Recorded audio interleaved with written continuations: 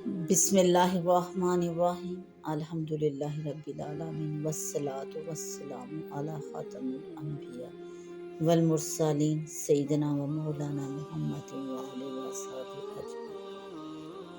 اما بعد، لوگ کہتے ہیں کہ دنیا میں دنیا والوں پر فلاں شخص نے بڑا احسان کیا۔ کسی نے سائنس میں ترقی کر کے اس کے ذریعے لوگوں کو نفع پہنچایا، کسی نے الیکٹرک بجلی کا پتہ چلایا، کسی نے سیارہ ایجاد کیا، کسی نے طیارہ اڑایا، کسی نے طرح طرح کی مشینیں ایجاد کی۔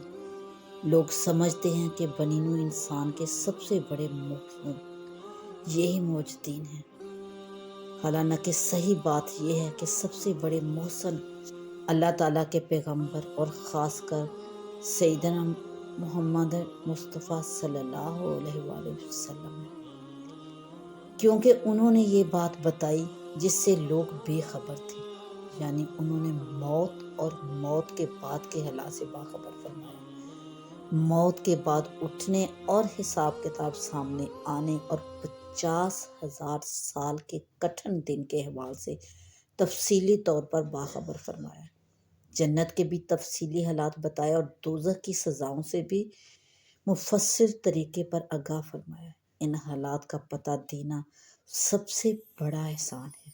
صرف پتہ ہی نہیں دیا بلکہ وہ اعمال بھی تفصیل کے ساتھ بتائے جو موت اور موت کے بعد آرام و راحت اور طرح طرح کی لذتوں کا سبب بنیں گے۔ وہ اعمال بھی بتائے جو دوزخ کے عذابوں میں مبتلا کرنے کا ذریعہ بنے۔ اللہ جل شانہ نے برزخی زندگی بھی رکھی اور یہ بھی طے فرما دیا کہ سور پھونکا جائے گا، پھر سے زندگی ملے گی، روز قیامت ہوگا، پھر جنت اور دوزخ میں داخل ہوں گے۔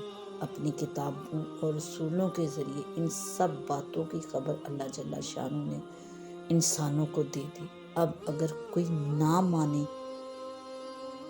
یا مانے لیکن ایسی زندگی اختیار نہ کرے گا جو موت کے بعد کے حالات سے فائدہ مند ہو تو وہ اپنا ہی برا کرے گا۔ یعنی اگر انسان مانے یا نہ مانے، اور اگر مانے لیکن ایسی زندگی اختیار نہ کرے جو موت کے بعد کے حالات سے فائدہ مند ہو اس کے لیے، تو وہ اپنا ہی برا کرے گا۔ اللہ سبحانہ نے سب کچھ بتا دیا اور انسانوں کے ماننے یا نہ ماننے پر آنے والے حالات اور واقعات کو روکے نہ رکھا۔ اگر کوئی شخص یوں کہے کہ میں برزخی زندگی یا روز قیامت کو یا جنت اور دوزخ کو نہیں مانتا، تو اس کے نہ ماننے سے حقیقت بے حقیقت نہیں ہو جائے گی۔ اللہ جل شانہ واحد ہے، لا شریک لاہو، قادر مطلق ہے۔ خالق کائنات نے انسانوں اور جنوں کے لیے موت کے بعد والے مراحل طے کر دیے۔ کسی کے نہ ماننے اور انکار کرنے سے یہ نہیں ہو سکتا کہ یہ حالات پیش نہ آئیں۔ منکرین خدا اور منکرین قیامت یہ سمجھتے ہیں کہ چونکہ ہم نے مانا ہی نہیں اس لیے ان چیزوں کا ہم سے کوئی تعلق نہیں۔ یہ ان کی غلطی ہے۔ جب قیامت کا دن ہوگا تو انکار اور ساری حجتیں اور دلیلیں دری کی دری رہ جائیں گی۔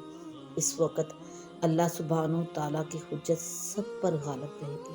انسان کی سمجھداری اسی میں ہے کہ اپنے پیدا کرنے والے کی طرف رجوع ہو اور اسی دین کو قبول کرے جس کے قبول کرنے سے موت کے بعد نجات ہو۔ انکار، ضد اور ہٹ دھرمی کر کے اپنے آپ کو تباہی اور بربادی میں نہ ڈالے۔ سمجھ میں نہ آتا ہو تب بھی مان لے، اس میں بھلائی ہے اور بہتری ہے۔ اللہ دین اسلام اور اس کی کتاب قرآن اور اس کے آخری رسول سیدنا محمد رسول اللہ صلی اللہ علیہ وآلہ وسلم کو مانے اور جو کچھ قرآن نے اور سیدنا محمد رسول اللہ صلی اللہ علیہ وآلہ وسلم نے بتایا ہے اور غیب کی خبریں دی ہیں ان کو تسلیم کرے، منکر ہو کر ہمیشہ کے عذاب میں مبتلا نہ ہو۔ وما علینا